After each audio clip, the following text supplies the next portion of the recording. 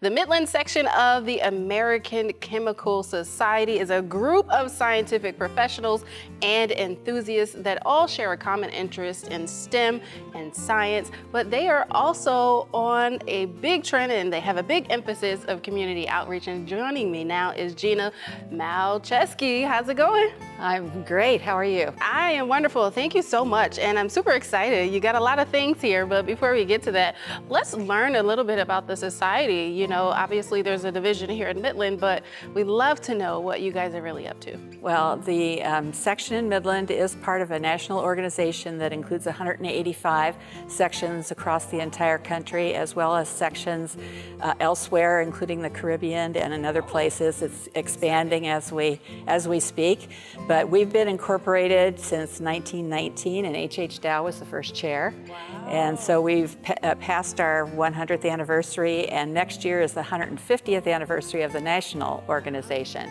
So we are doing some special things for that, along with the things that we do on a regular basis. Wow, that's amazing. And you know, one of the things about Midland, you know, obviously there is a big science emphasis there in that community. So it's wonderful that this organization has been around for so long.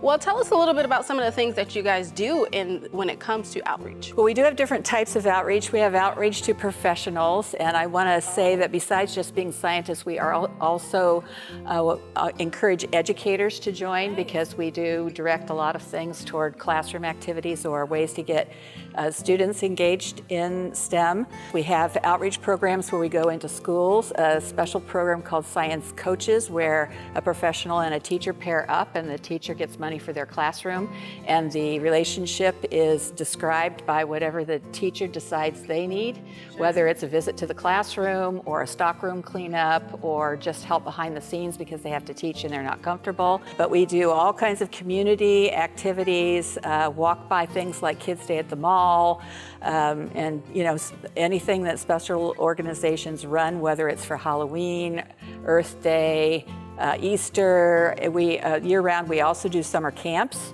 And most of our activities are free and open to the public. Well, you were mentioning earlier how, like, you know, the society is really expanding. How does it feel knowing that, you know, a lot more people are becoming interested in science and STEM?